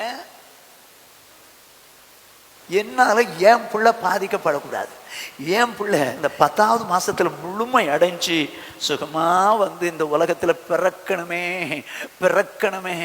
அப்படிங்கிற பாரத்துல அவங்களுக்கு விருப்பமானதை கூட சாப்பிட முடியாது, அவங்களுக்கு விருப்பமானதை கூட சாப்பிட முடியாது. ஏன்? பிள்ளை நாளைக்கு பாதிப்பு வந்துடக்கூடாதுன்னு. அப்படிதாங்க நானும். ஐயோ, என் சபையாருக்கு என்னால் பாதிப்பு வந்துடக்கூடாது, என் சபை இயேசு போல மாதிரித்தானே ஆகணும், என்னால் அவர்களுக்கு பாதிப்பு வந்துடக்கூடாதே என்பதற்காக நான் என்னை நானே எப்படி இன்னும் ஆண்டவருக்கா வைராக்கியத்தோடு கூட வாழலான்னு சொல்லி நான் ஆண்டவர்கிட்ட கேட்டு கேட்டு கேட்டு வாழ விரும்புகிறேன். ஏதோ கடமைக்காக நான் உங்கள்கிட்ட சொல்லலைங்க, ஏதோ சூழ்நிலைக்காக சொல்லலை. வாழ்ந்தா ஆண்டவருக்காக வாழணும். இல்லையா என்ன பொறுத்தளவுக்கு பைபிளை வச்சுட்டு போயிடணும். நான் போயிட்டேன்னு வச்சுங்களேன், பைபிளை வச்சுட்டு போகிறேன், நீ என்ன சொல்லுவீங்க? குதிச்சு பேசினா பார், என்னமோ இந்த மாதிரி பேசினானே, இன்னைக்கு எப்படி ஆகிட்டான் பத்தியா, சொல்லிட்டு போங்க. எனக்கு என்னங்க, நீங்கள் பார்க்கணுங்கிறதுக்காக நான் வாழ விரும்பலைங்க. வசனம் சொல்லுது, கற்புள்ள கன்னியாக கிறிஸ்தியன் ஒரே புருஷனுக்கு ஒப்பு கொடுக்கும்படிக்கு நான் தேவ வைராக்கியம் நான் அப்படி தாங்க வச்சு ஆகிட்டேன். எப்படி? கற்புள்ள கன்னிகையாக சபையை ஆண்டவருடைய வருகையில நிறுத்தணுங்கிற ஒரே ஒரு வெறி பிடிச்சு வைராக்கியத்தோடு கூட இருக்கிறேன். அதுல யாருக்கு வைராக்கியம் வேணும்னு நினைக்கிறாங்களோ அவங்க வைராக்கியமா வாழ்வாங்க. சும்மா கடமைக்கு வந்து போறவங்க இருக்காங்க, இல்லைன்னு சொல்ல மாட்டேன். கடமைக்காக வந்துட்டு போறவங்களும் இருக்காங்க. ஆனா சபை கரைதிரை முதலானவர்கள் ஒன்றுமில்லாமல் பரிசுத்தம் பிழையற்றதுமான சபையாய் கர்த்தருடைய சன்னிதானத்தை நிறுத்துறதுக்கு எனக்கு கிருபைதாங்கப்பான்னு சொல்லி நான் ஒவ்வொரு நாளும் கேட்கிறேன். ஓகே, இது என்னுடைய கடமை. அப்போ ஊழியக்காரன் இந்த மாதிரிலாம் செய்யும்போது நீங்க என்ன செய்யணும்? உங்க வேதம் சொல்லுது, அவர் கற்புள்ள கன்னியா நிறுத்துன்னு நினைக்கிறாரு. அப்போ நம்ம எப்படிலாம் வாழணும், நம்ம எப்படி செய்யணும் அப்படின்னு பார்த்துட்டீங்கன்னா என்ன செய்யலாம்? லூக்கா இயேசு தான் சொல்றாரு, 10வது அதிகாரம் 16ஆம் வசனம். சீஷரை நோக்கி, உங்களுக்கு செவி கொடுக்கிறவன் எனக்கு செவி கொடுக்கிறான், உங்களை அசட்டை பண்ணுகிறவன் என்னை அசட்டை பண்ணுகிறான், என்னை அசட்டை பண்ணுகிறவன் என்னை அனுப்பினவரை அசட்டை பண்ணுகிறான் என்ற. இப்ப ஊழியக்காரனுக்கு மனப்பூர்வமாய் ஒப்பு கொடுக்க வேண்டிய சபை முதல்ல கர்த்தருக்கு, பின்பு ஊழியக்காரருக்கு. ஆனா இயேசு என்ன சொல்றாரு? அப்படி அந்த சீஷலுக்கு முதல்ல கட்டளை கொடுத்துட்டாரு, நான் சொல்றது போய் சொல்லுங்க பண்ணிட்டார். சரி, ஓகே. இப்ப சொல்றாரு, உங்களுக்கு செவி கொடுக்கிறவன் எனக்கு செவி கொடுக்கிறான், உங்களை அசட்டை பண்ணுகிறவன் என்னை அசட்டை பண்ணுகிறான், என்னை அசட்டை பண்ணுகிறவன் என்னை அனுப்பினவரே. அப்போ ஒரு ஊழியக்காரனுக்கு யாரோ பாதிப்பு கொடுத்தால், அசட்டை பண்ணினால் இயேசு அசட்டை பண்றாங்க. இயேசு மட்டும் இல்ல, பிதாவையும் அசட்டை பண்றாங்க. ஏன்னா பிதா சொல்லித்தான் இயேசு ஊழியக்காரன் வச்சுக்க. ஆகையினால ஊழியக்காரனை அசட்டை பண்ணிவிடக் கூடாது. அந்த ஆள் கிடக்குறேன், அது உங்க இஷ்டம், அது உங்க விருப்பம். ஆனால் யாரும் ஊழியக்காரன் வேதனைப்படுற மாதிரி, எப்படி ஆண்டவராக இயேசு வேதனைப்படக்கூடாதுன்னு நினைக்கிறோமோ அப்படியே ஊழியக்காரன் நம்மால வேதனைப்படக்கூடாதுன்னு நினைக்கிறோம். அசட்டை பண்ணினால் இயேசு அசட்டை பண்ணப்படுகிறார், இயேசு அசட்டை பண்ணப்பட்டால் பிதா அசட்டை பண்ணப்படுகிறார். இப்ப அசட்டை பண்ணினவர்களுடைய சில காரியங்களை உங்களுக்கு சொல்றேன் பாருங்க. எண்ணாகமம் 14வது அதிகாரம் 1லிருந்து 6 வசனங்கள். அப்பொழுது சபையார் எல்லாரும் கூக்குரலிட்டு புலம்பினார்கள், ஜனங்கள் அன்று ராம் முழுவதும் அழுது கொண்டிருந்தார்கள். அப்பொழுதுன்னு இருக்குது. எப்பொழுது? ஒரு 10 பேர் என்ன பண்ணிட்டாங்க, வந்து துர்ச்செய்தியை பரம்ப பண்ணிட்டாங்க. நம்மளால ஜெயிக்க முடியாது, நம்ம அவங்க பார்வைக்கு நம்ம பார்க்கும் வெட்டுக்கிளி மாதிரி இருக்கும்னு சொல்லி துர்ச்செய்தியை பரம்ப பண்ணிட்டாங்க. அதனால என்ன பண்ணிட்டாங்க, எல்லாரும் சபையார் எல்லாரும் கூக்குரல் விட்டு புலம்பினார்கள். ஜனங்கள் அன்று ராம் முழுவதும் அழுது கொண்டிருந்தார்கள். இஸ்ரவேல் புத்திரர் எல்லாரும் மோசேக்கும் ஆரோனுக்கும் விரோதமாக முறுமுறுத்தார்கள். என்னங்க அது? இது ஆண்டவர் செய்து அனுமதிக்கிற காரியம். மோசேக்கும் ஆரோனுக்கும் விரோதமாக முறுமுறுக்கிறார்கள். மோசே லீட் பண்றவன், ஆரோன் ஆசாரியன், 2 பேருக்கும் விரோதமா முறுமுறுக்கிறாங்க. சபையார் எல்லாரும் அவர்களை நோக்கி, எகிப்து தேசத்திலே செத்து போனோமானால் நலமாயிருக்கும், இந்த வனாந்தரத்திலே நாங்கள் செத்தாலும் நலம். நாங்கள் பட்டயத்தால் மடியும்படிக்கும் எங்கள் பெண் சாதிகளும் பிள்ளைகளும் கொள்ளையாகும்படிக்கும் கர்த்தர் எங்களை இந்த தேசத்துக்கு கொண்டு வந்தது என்ன? எகிப்துக்கு திரும்பி போகிறதே எங்களுக்கு உத்தமம் அல்லவோ என்றார்கள். பின்பு அவர்கள், நாம் ஒரு தலைவனை ஏற்படுத்தி கொண்டு எகிப்துக்கு திரும்பி போவோம் வாருங்கள் என்று ஒருவரோடு ஒருவர் சொல்லிக் கொண்டார்கள். அப்பொழுது மோசேயும் ஆரோனும் இஸ்ரவேல் புத்திரரின் சபையாராகிய எல்லார் கூட்டத்தாருக்கு முன்பாகவும் முகங்குப்புற விழுந்தார்கள். அந்த வார்த்தை கேட்டோன்னா, ஐயோ, நம்மளை ஆண்டவர் நடத்திட்டு போக சொன்னாரு, நம்ம நடத்தினா இவனுக்கு எனக்கு விரோதமாகவும் என் ஆசாரியனாகிய ஆரோனுக்கு விரோதமாக இப்படி முறுமுறுக்கிறாங்களேன்னு சொல்லிட்டு முகம் குப்புற விழுந்துட்டான். தேவ சமத்தில் விழுந்துட்டான். வேதனை இல்லை? ஊழியக்காரங்களை வேதனைப்படுத்திட்டாங்களா? வேதனைப்படுத்திட்டாங்களா? ஆனா 2 பேர் இருக்கிறாங்க பாருங்க, அவன் என்ன செய்யறான் பாருங்க. அடுத்த வசனம். தேசத்தை சுற்றி பார்த்தவர்களில் நூனின் குமாரனாகிய யோசுவாவும் எப்புன்னையின் குமாரனாகிய காலேபும் தங்கள் வஸ்திரங்களை கிழித்து கொண்டு ஆண்டவருடைய சமூகத்தில் 2 பேரும் விழுந்ததை பார்த்த உடனே அவங்களால பொறுக்க முடியல. ஐயோ, என் கர்த்தர் தந்த ஊழியக்காரரையும் கர்த்தர் நடத்த வச்ச மோசையும் இப்படி பண்ணிட்டாங்களேன்னு சொல்லி வஸ்திரத்தை கிழிச்சுக்கிட்டாங்க. அந்த சபையார் ஊழியக்காரனை வேதனைப்படுத்துறாங்க.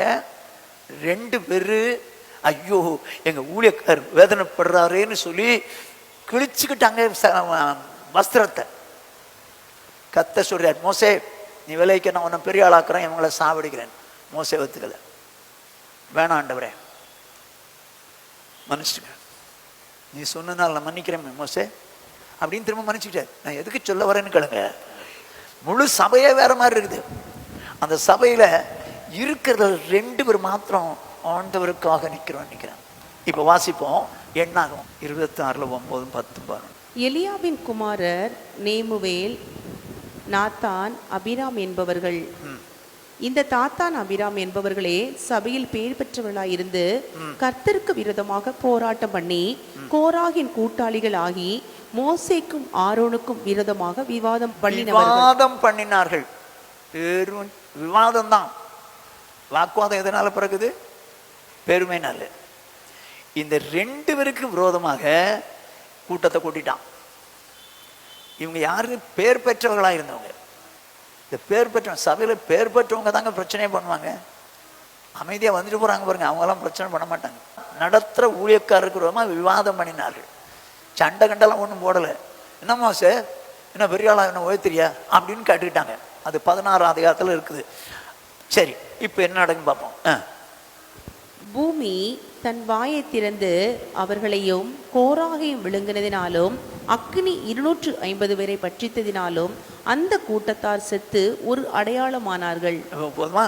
பூமி வாயை திறந்து அவர்களையும் கோராகையும் விளங்கினதினாலும் அக்னி 250 பேரை பட்சித்ததினாலும் அந்த கூட்டத்தார் செத்து ஒரு அடையாளமானார்கள். எதுக்காக இந்த மாதிரி வந்தது? ஒரு அடையாளத்துக்கு.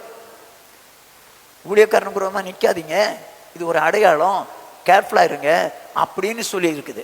சொல்லிட்டு கோராகின் குமாரரோ சாகவில்லை.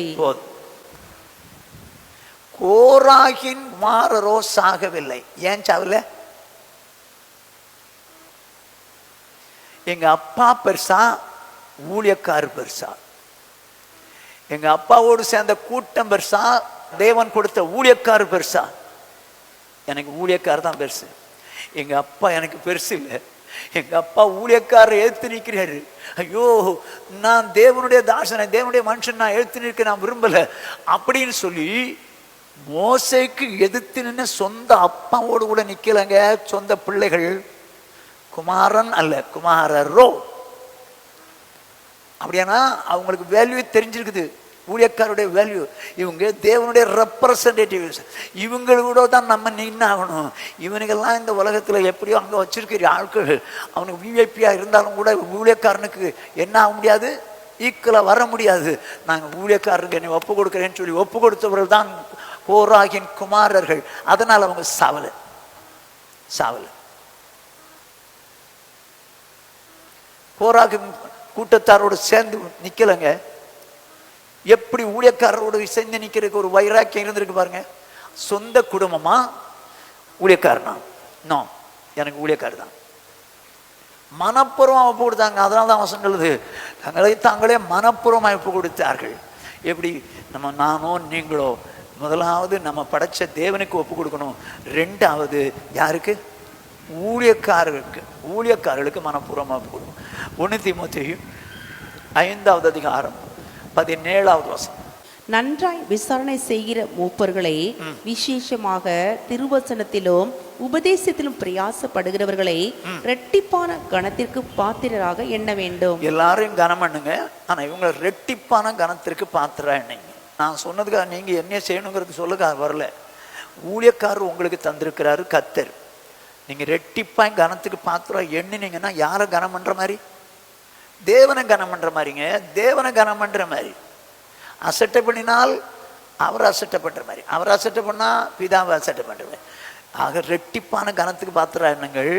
எபிரேயர் 13வது அதிகாரம் 17ஆம் வசனம். உங்களை நடத்துகிறவர்கள் உங்கள் ஆத்துமாக்களுக்காக உத்தரவாதம் பண்ணுகிறவர்களாய் விழித்திருக்கிறவர்கள் ஆனபடியால் அவர்கள் துக்கத்தோட அல்ல சந்தோஷத்தோட அதை செய்யும்படி அவர்களுக்கு கீழ்ப்படிந்து அடங்குங்கள். அவர்கள் துக்கத்தோட அப்படி செய்தால் அது உங்களுக்கு பிரயோஜனமா இருக்க மாட்டாது. அவர்கள் துக்கத்தோடு செய்ய மாதிரி செய்யாதீங்க, சந்தோஷத்தோடு அதை செய்யும்படி. உங்களை நடத்துறதுக்கு சந்தோஷத்தோடு அதை செய்யும்படி அவர்களுக்கு கீழ்ப்படிந்து அடங்குங்கள். இப்போ கோராகு கூட இருந்த தாத்தான் அபிராம்லாம் துக்கப்படுத்திட்டாங்க. அவங்க நிலைமை வேற மாதிரி போச்சுல. நிலைமை வேற மாதிரி போச்சே. இஸ்ரவேல் புத்திரரை துக்கப்படுத்திட்டாங்களோ மோசே ஆரோனையும். அவங்க வழியில அழிஞ்சிட்டாங்களே. அப்படி துக்கப்படுத்திடாதீங்க. அவங்க உங்களை நடத்துற கர்த்தர் வச்சவரு. அதனால நீங்க என்ன பண்ணுங்க? கீழ்ப்படியுங்கள். அப்படி சொல்லல, கீழ்ப்படிந்து அடங்குங்கள். அவர்கள் துக்கத்தோடு அப்படி செய்தால் அது உங்களுக்கு பிரயோஜனமா இருக்காது. துக்கத்தோடு இருந்தாங்க. மோசேயும் ஆரோனும் கீழே விழுந்துட்டாங்க துக்கத்துல. கர்த்தர் பார்த்தாரு, இவங்களை வழியிலே அழிச்சிட்டாரு. கோராகு தாத்தான் அபிராம் அவங்க எதிர்த்து நின்னாங்க, கீழே விழுந்துட்டாங்க, துக்கப்படுத்திட்டாங்க. கர்த்தர் பார்த்தாரு, மோசே அவங்கள நான் பார்த்துக்கிறேன், அழிச்சிட்டாருங்க. பூமி பிளந்து அழிக்க வச்சாரு. 250 வரை நெருப்பினால் அழிச்சாரு. உங்களை துக்கப்படுத்திட்டாங்களா? என்னைய துக்கப்படுத்தாங்க போட்டு. அருமையானே, நான் உங்களை பயமுறுத்துறதுக்கு சொல்ல வரலங்க, பயமுறுத்துறதுக்கு சொல்ல வரலங்க. அந்த ஜனங்கள் குருந்து பட்டணத்தார் தேவ சித்தப்படி முதலாவது தாங்களே கர்த்தருக்கும் பின்பு எங்களுக்கும் ஊழியக்காரருக்கும் ஒப்பு கொடுத்தார்கள். யோசுவா 1:1. கர்த்தருடைய தாசனாகிய மோசே மரித்த பின்பு கர்த்தர் மோசேயின் ஊழியக்காரனான நூனின் குமாரன் யோசுவாவை நோக்கி, இப்போ மோசே இருக்கிற வரைக்கும் மோசேயின் ஊழியக்காரனான நூனின் குமாரனாகிய யோசுவா. இந்த யோசுவா ஒரு பிரபுங்க, ஒரு பிரபு, பிரின்ஸ். ஆனா மோசேக்கு வேலைக்காரனாவே இருந்திருக்கிறான், கூடவே இருப்பான். கர்த்தர் பார்த்தார், மோசே உன் கூட இருந்தால உன்கிட்ட இருக்கிற ஆசீர்வாதத்தில் கொஞ்சம் அவனுக்கு கொடுப்பா அப்படின்னு மோசே யோசுவாவை தான் நடத்துறதுக்கு கர்த்தர் அனுமதிச்சார். காரணம், ஊழியக்காரனோட எசைஞ்சு போனதுனால யோசுவாவை தான் ஆர்டினேஷன் கொடுத்தாரு. சரியா? நூனின் குமாரனாகிய யோசுவா யாரு? மோசேனுடைய ஊழியக்காரன். சரியா? இப்ப 24வது அதிகாரம் 29ஆம் வசனம். இந்த காரியங்கள் நடந்த பின்பு நூனின் குமாரனாகிய யோசுவா என்னும் கர்த்தருடைய ஊழியக்காரன் 110 வயதுள்ளவனாய் மரணம் அடைந்தான். முதல்ல மோசேயினுடைய வேலைக்காரன், அதுல உண்மையா இருந்தபடினால இப்ப யாருடைய வேலைக்காரனா மாத்திட்டாரு? கர்த்தர் தன்னுடைய வேலைக்காரனா மாத்திட்டார். நான் கொடுத்த ஒரு வேலைக்காரனுக்கு நீயே வேலைக்காரன் இருக்கியா? நான் உன்னை ஏன் ஊழியக்காரனா மாத்திரமா, ஏன் ஊழியக்காரனா மாத்திரம் அப்படின்னு மாத்திட்டார். அருமையானுள்ளே, இந்த தேவ சித்தம் என்னன்னு சொல்லுங்க. தங்களை தாங்களே கர்த்தருக்கும் பின்பு ஊழியக்காரருக்கும் ஒப்பு கொடுக்குறது தேவ சித்தம். இப்போ மனப்பூர்வமாக நம்ம சொல்லலாமா? கட்டாயம் சொல்ல வைக்கல உங்களை. ஆண்டவரே, எனக்கு தந்த ஊழியக்காரருக்கு நான் மனப்பூர்வமாக என்னை ஒப்பு கொடுக்குறேன். ஆண்டவரே, என்னால் அவர் துக்கப்படக்கூடாது, என்னால் வேதனைப்படக்கூடாது, என்னால் அவர் சந்தோஷப்படணும். நான் ஆண்டவரே, அவர் வருத்தப்பட்ட அது உங்களுக்கு வருத்தம், உங்களுக்கு வருத்தம்னா பிதாவுக்கு வருத்தம் வேணாம். ஆண்டவரே, எங்களுக்காக நீங்கள் கொடுத்த அந்த ஊழியக்காரருக்கு நன்றி, மனப்பூர்வமாக எங்கள் ஊழியக்காரருக்கு எங்களை ஒப்பு கொடுக்குறோம் ஆண்டவரேன்னு சொல்லி இப்போ நம்ம சொல்லலாமா? நான் சொன்னதுக்காக சொல்லிட போறீங்க? நீங்களாக சொல்லணும். எல்லாரும் முழங்கால் படியும், எல்லாரும் முழங்கால் படியும். ஜீசஸ் ஆண்டவர்கிட்ட சொல்லும். எல்லாரும் கண்களை மூடி கர்த்தரை நோக்கி பார்ப்போம். எல்லாரும் ஆண்டவர் சொல்லுங்க, ஆண்டவரே, முதலாவது என்ன உங்களுக்கு மனப்பூர்வமாக ஒப்பு கொடுக்குறேன். முழு இதயத்தோடு, முழு ஆத்மாவோடு, முழு மனதோடு இடத்துல அந்த ஊரை என்னை ஒப்பு கொடுக்குறேன். ரெண்டாவது, தேவன் எங்களுக்காக நீர் கொடுத்த ஊழியக்காரருக்கு எங்களை நாங்களே ஒப்பு கொடுக்குறோம். இது உங்கள் சித்தம்ப்பா, உங்கள் சித்தம். உங்கள் சித்தம் செய்ய நம்மளை ஒப்பு கொடுக்குற ஆண்டவரேன்னு சொல்லி ஒப்பு கொடுப்போம். தேவ சித்தம் நிறைவேற்ற கர்த்தர் கிருபை தருவாராக. எப்பொழுது நம்ம திருக்குதான அருமையான சகோதர சாம்சன் ஜெபிப்பார். துதிக்கிற ஆண்டவரே, மைசோத்துக்கு ராஜா மகிமைப்படுத்துகிறோம், மைசோத்துரிக்கிறோம், துதிக்கிறோம். மகா பரிசுத்தமல்ல அன்பின் ஆண்டவரே, கிருபையாய் கொடுத்து ஆசீர்வதிக்கப்பட்ட இறைவேலைக்காய் நன்றி இருந்தது. திரும்ப துதிக்க ராஜா மைசோத்துரிக்கிறோம். நம்முடைய திருப்பாத்து முத்த செய்கிறோம். இப்போது நாங்கள் உருவப்பட்டுள்ளாய் நம்முடைய சமூகத்தை நோக்கி பார்க்கிற நாள் ஆண்டவரே, மீண்டும் நாங்கள் நம்முடைய சமூகத்திலே கடந்து வர முடியாது. வேதத்தை ஆராய்ந்து பார்க்கும்படியாய் கர்த்தர் தந்த நல்ல வேலைக்காக நன்றி செலுத்துகிற ஆண்டவரே, மை துதிக்கிற ஆண்டவரே, மை சோத்துரிக்கிற ராஜா. நீதிமான்கள் தலைப்பிடிக்கிறார் பேசிக்கொண்டு வருகிற நன்றி செலுத்துகிறோம். எப்பா செபித்து வேண்டுமாய் ஆண்டவரே, தேவனுக்கு சித்தமான எல்லாவற்றிலும் தேர்வுமாய் இருக்க வேண்டும் என்று சொல்லி ஆண்டவரே செபித்தான் என்று சொல்லி நாங்கள் பார்க்கிறோமே. அப்படியே இந்த நாளில் ஆண்டவரே, தேவ சித்தம் எப்படி நாங்கள் ஆண்டவரே தேவ சித்தத்திலே தேறி வர வேண்டும் என்று சொல்லி எங்களோடு பேசி நம்முடைய எல்லா வார்த்தைகளுக்காய் நம்ம கோடாக்கூடி நன்றியும் சோத்திரத்தின் எடுக்கிற தகப்பனே. ஆண்டவரே சோத்திர மக்களுடைய சபையை குறித்து ஆண்டவரே அப்போஸ்தலனாகிய பவுல் சொல்லுகிற போது ஆண்டவரே சோத்திரப்பா, அவர்கள் ஆண்டவரே சோத்திரம் தங்களை தாங்களே முதலாவது தேவனுக்கும் பின்பு எங்களுக்கும் ஒப்பு கொடுத்தான்னு சொல்லப்பட்டிருக்கிறபடி ஆண்டவரே இந்த சபையார் எப்படி ஆண்டவரே நமக்கு ஒப்பு கொடுத்தார்களோ அப்படியே அந்த ஆண்டவரே எங்களை தாழ்த்தி ஆண்டவரே நம்முடைய சமூகத்தில் அர்ப்பணிக்கிறோம். கர்த்தர் முற்றிலுமாய் ஆண்டவரே எங்களை உமக்கு ஒப்போடு செபிக்கிறோம். ஆண்டவரே துதிக்க ராஜா. ஆண்டவரே, நீர் எப்படி ஆண்டவரே பூமியிலே மனிதனாய் வந்து ஆண்டவரே தம்மை தாமே நீங்க ஒப்பு கொடுத்தீங்களோ, ஆண்டவரே சிலுவை மரணபருந்து தம்மை தாழ்த்தினீங்களோ, ஆண்டவரே மை சோத்திரிக்கிறப்பா, விரும்பப்படத்தக்க ரூபம் இல்லாதிருந்து நாங்கள் பார்க்கிறோமே. சீவெளியாய் ஆண்டவரை ஒப்பு கொடுத்த தேவனாய் கர்த்தரே, கரங்களுக்குள்ளாய் எங்களை முற்றிலுமாய் 100% தாழ்த்து அர்ப்பணிக்கிறோம், ஒப்பு கொடுக்கிறோம். ஆண்டவரே, முழு மனதோடு ஒப்பு கொடுக்கிறோம், முழு இருதயத்தோடு, முழு பலத்தோடு ஆண்டவரே சோத்திரம், முழு இருதயத்தோடு இடத்தில் நாங்கள் அன்பு கூற வேண்டும் என்று சொல்லிக்கிற தேவனுடைய கரங்களுக்கள் எங்களை முற்றிலுமாய் அர்ப்பணித்து செபிக்கிறோம். ஆண்டவரே கர்த்தர் ஆண்டவரே நமக்கு ஒப்பு கொடுக்கிற இந்நாள் ஒப்புக்கிறது அந்நாள் வைக்கிற காக்கிற தேவனா இருக்கிறபடி நான் நன்றி செலுத்துறோம். ஆண்டவரே, தங்களை தாங்களே முதலாவது கர்த்தருக்கு ஒப்பு கொடுத்தாலும் சொல்லப்பட்டிருக்கிறதே, அப்படி ஆண்டவரே எங்களையும் எங்கள் சபையாரையும் கரங்களுக்களை ஒப்பு கொடுக்கிறோம். கர்த்தர் ஆண்டவரே நீங்க அங்கீகரிக்கிறது ஏற்றுக்கொள்ளும்படியால் செபிக்கிற ஆண்டவரே. ஆண்டவரே நம்முடைய நாமத்து மகிமையா எப்பொழுது நாங்கள் வாழ்ந்துவிட கத்த உதவி செய்வீராக, தீமையை வெறுத்துவிட உதவி செய்வீராக, வசனப்படி வாழ்ந்துவிட கத்த கிருபை தரும்படியால் செபிக்கிற ஆண்டவரே. நம்முடைய சித்தம் மாத்திரம் ஆண்டவரே மை சோத்திரிக்கிற எங்கள் வாழ்க்கையில் நிறைவேறும்படியாய் இந்த இரவில் ஆண்டவரே அர்ப்பணித்து செபிக்கிறோம். ஆண்டவரே தகப்பனே, 2வது ஆண்டவரே சோத்திர ஊழியக்காரருக்கு அந்த சபையை ஒப்பு கொடுத்த வண்ணமாய் இந்த இரவில் ஆண்டவரே எங்களை ஒப்பு கொடுக்கிறோம். ஊழியக்காரருக்கு ஆண்டவரே முற்றிலுமாய் எங்களை அர்ப்பணிக்கிறோம். கர்த்தர் தாமே ஆண்டவரே ஊழியக்காரர் ஒரு நாளே ஆண்டவரே எங்கள் நிமித்தமாகவோ சபையார் நிமித்தமாகவோ எந்த சகோதரன் சகோதரி நிமித்தமாகவோ துக்கப்படாதபடி ஆண்டவரே ஒவ்வொருவர் ஆண்டவரே சபை ஆண்டவரே தேவனுக்கு எப்படி கீழ்ப்படுகிறோமோ அப்படியே ஊழியக்காரர் கீழ்ப்படித்தக்கதா கீழ்ப்படி அடங்கத்தக்கதான கிருபை தரும்படியால் செபிக்கிறப்பா. நீர் எங்களுக்கு கொடுத்த ஆண்டவரே ஊழியக்காரர்கள் ஆண்டவரே சோத்திரப்பா, நாங்கள் நினைத்து ஆண்டவரே நமக்கு ஆண்டவரே என்னாலும் அவருக்கு ஆண்டவரே கொடுக்க வேண்டிய கனத்தை ஆண்டவரை செலுத்தும்படியாய் கத்த கிருபை தரும்படியால் செபிக்கிறப்பா. தகப்பனே, ஒரு நாள் அவர் மன வேதனைக்கு இல்லாத காரியங்களை யாரும் எந்த சகோதரன் சரி செய்து விடாதபடி கத்த நீங்க பாதுகாத்துக் கொள்ளும்படியால் செபிக்கிறப்பா. ஆண்டவரே மோசேக்கு விரோதமாய் எழுப்பின ஆண்டவரே கோராகின் தாத்தா அபிராமை குறித்து பார்க்கிறோமே. தகப்பனே மை சோத்திரிக்கிறப்பா, இன்னும் அநேக காரியங்களை குறித்து நாங்கள் வேதத்தில் பார்க்கிறோமே. தகப்பனே எங்களை அர்ப்பணிக்கிறோம். நேரத்திற்கு அர்ப்பணிக்கிறோம். கர்த்தர் ஆண்டவரே மை சோத்திரிக்கிற ராஜா மை துதிக்கிறோம். எப்படி நாங்கள் தேவனுக்கு எங்கள் அர்ப்பணிக்கிற அப்படியே ஊழியக்காரருக்கு நாங்கள் எல்லா காரியத்திலும் அடங்கி கீழ்ப்படைந்து அவரோடு இணைந்து காரியங்களை செய்துவிட கர்த்தர் கிருபை தரும்படியா ஜெபிக்கிறப்பா. கேட்ட ஒவ்வொரு வசனப்படி இங்கே நடத்துங்க. என் தேவனாகிய குமாரனாகிய இயேசு கிறிஸ்து எந்த நாளில் வந்தாலும் சபையாராய் குடும்பமாய் ஆண்டவரே சந்திக்கத்தக்க கிருபைகளை கர்த்தர் அதிகமாய் தரும்படியா ஜெபிக்கிறப்பா. இப்படி சித்தம் மாத்திரம் ஆண்டவரே எங்கள் வாழ்க்கையிலே ஆண்டவரே குடும்பத்தார் வாழ்க்கையிலே சபையார் வாழ்க்கையிலே கர்த்தர் நிறைவேறும்படியா ஜெபிக்கிறப்பா. முற்றிலுமாய் தாழ்த்து அர்ப்பணிக்கிறோம். சகலவற்றை பொறுப்படுத்திக் கொள்ளுங்க. சகல துதி கன மகிமை புகழ்ச்சி அடுத்து வெகு ஜாக்கிரதை ஒருவருக்கு செலுத்துகிறேன். மீட்பரிச்சரமான இயேசு நாம் ஜெபிக்கிற எங்கள் ஜீவனுள்ள நல்ல பிதாவே, ஆமென். என் ஆத்துமாவே கர்த்தரை ஸ்தோத்திரி, என் முழுவதுமே அவருடைய பரிசுத்த நாமத்தை ஸ்தோத்திரி.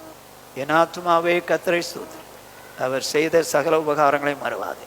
ஆமென். நம்முடைய கர்த்தராகிய இயேசு கிறிஸ்துவினுடைய கிருபையும் பிதாவாகிய தேவனுடைய அன்பும் பரிசுத்த ஆவியானுடைய ஐக்கியமும் அந்யோன்யமும் ஆறுதலும் சமாதானமும் இன்றும் என்றும் நம்மனவரோடும் உலகில் உள்ள சகல பரிசுத்தங்களோடு காப்பதாக. ஹல்லேலூயா, ஹல்லேலூயா, ஹல்லேலூயா.